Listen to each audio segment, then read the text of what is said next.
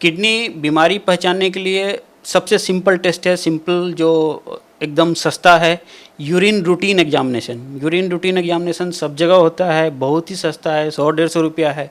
और एक serum creatinine, ये दोनों टेस्ट से हम लोग पता कर सकते हैं कि किडनी कितनी ख़राब है और कुछ और प्रॉब्लम है कि नहीं, हमें नेफ्रोलॉजिस्ट को कंसल्ट करना चाहिए कि नहीं करना चाहिए। ये टेस्ट ऑलमोस्ट सभी गांव में सब जगह इजीली अवेलेबल है, इसको हम लोग कर सकते हैं अगर किसी को कोई शंका हो कि हम लोग की किडनी की प्रॉब्लम हो सकती है।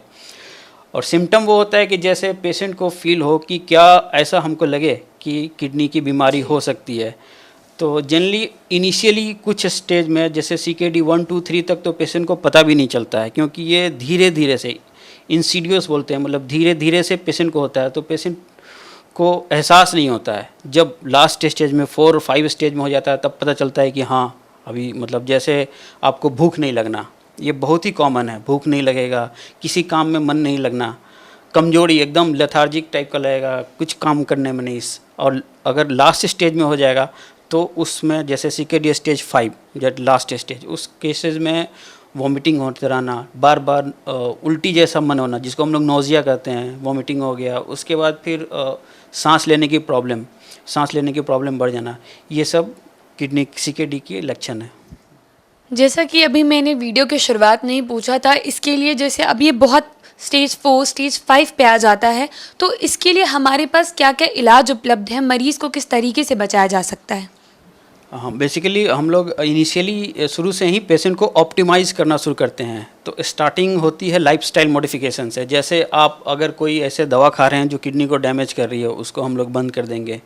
शुगर आपका वेल कंट्रोल्ड है कि नहीं है, ठीक है। हाइपरटेंशन आपका वेल कंट्रोल्ड है कि नहीं है। नमक खाना जनरली हम लोग बोलते हैं कि आप नमक ऐसा खाएं कि खाना थोड़ा फीका लगे, कि नमक की कमी है, तो नमक कम खाना है। वॉकिंग बहुत इम्पॉर्टेंट है, एटलीस्ट सभी को 30 मिनट को तो ब्रिस्क वॉक करना ही चाहिए। तो ये सब से हम लोग ऑप्टिमाइज़ कर सकते हैं। और बहुत सारी दवाएं हैं, जैसे आप यूरिक एसिड लेवल कम कीजिए, जो एनिमल प्रोटीन है स्पेशली रेड मीट, उसको अवॉइड करना रहता है, और प्रोटीन ही थोड़ा सा कम खाना रहता है, ठीक है। और बाकी अगर यूरिन में कुछ प्रॉब्लम है, जैसे यूरिन में कुछ इन्फेक्शन है जो कि प्रोग्रेशन को बढ़ा सके, वो सबको हम लोग कंट्रोल करना रहता है।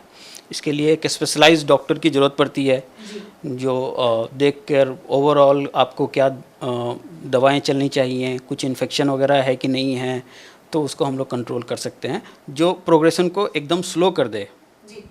अब एक बहुत अहम सवाल मैं ये पूछना चाहूँगी कि एक मरीज़ को या एक मरीज़ जो भी इस चीज़ से सफ़र कर रहा है CKD से, तो उसकी ज़िंदगी में डायलिसिस की नौबत कब आ सकती है? डायलिसिस कब से शुरू करना चाहिए? जैसा मैंने बताया कि CKD के बहुत सारे स्टेज और ग्रेडिंग है, 1, 2, 3A and B, 4 and 5। तो 5 को बोलते हैं हम लोग end stage renal disease, last stage होने के बाद भी हम लोग देखते हैं कि पेशेंट का सिम्टम कैसा है, जैसे उसको बहुत ज़्यादा प्रॉब्लम हो रहा है कि नहीं हो रहा है।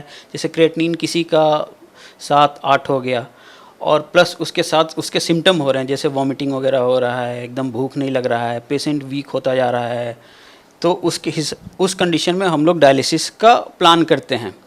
और डायलिसिस बेसिकली उससे पहले होता है कि रीनल रिप्लेसमेंट थेरेपी। जैसे आपकी किडनी ख़राब हो गई है, तो ऐसा क्या करें कि उस किडनी को रिप्लेस किया जाए कुछ ऐसे चीज़ से जो किडनी का काम करे। तो इसके लिए हमारे पास 3 संसाधन हैं। एक तो हम लोग डायलिसिस बोलते हैं। डायलिसिस भी 2 तरह की होती हैं, एक पेरिटोनियल डायलिसिस और दूसरा हीमोडायलिसिस। जो कॉमनली हम लोग के यहाँ होता है हीमोडायलिसिस मतलब आपके ब्लड को निकालकर एक मशीन में प्यूरिफाई करके वापस ब्लड में डाल दिया जाता है। इससे होगा कि जो किडनी जो हमारे बॉडी में खून को साफ़ करने वाला काम है, वो एक मशीन के द्वारा होता है। और दूसरा है बेस्ट जो बोला जाता है renal replacement therapy, that is transplantation, kidney transplantation. तो कॉमनली क्या होता है कि अगर किसी पेशेंट को आपने बताया कि आपको डायलिसिस की ज़रूरत पड़ेगी, तो ये जस्ट लाइक एक बहुत बड़ा सेटबैक है उनके लिए। उन लोग को लगता है कि लाइफ यहीं समाप्त हो गई है, लेकिन ऐसा नहीं है। डायलिसिस पर भी अभी बहुत सारे पेशेंट हैं जो वर्किंग पेशेंट है, अपना ड्यूटी किए, शाम को आए यहाँ पर 5 बजे डायलिसिस कराए, फिर घर चले गए। तो डायलिसिस पर भी लाइफ बहुत ही सिंपल है, पहले की तरह नहीं। आजकल डायलिसिस में बहुत सारे मॉडिफिकेशन हो गए हैं, बहुत सारे एडवांस रिसर्च हुए हैं, जिसके कारण पेशेंट बहुत हद तक ऑप्टिमाइज रहते हैं, उनको ज़्यादा दिक्कत नहीं होती है।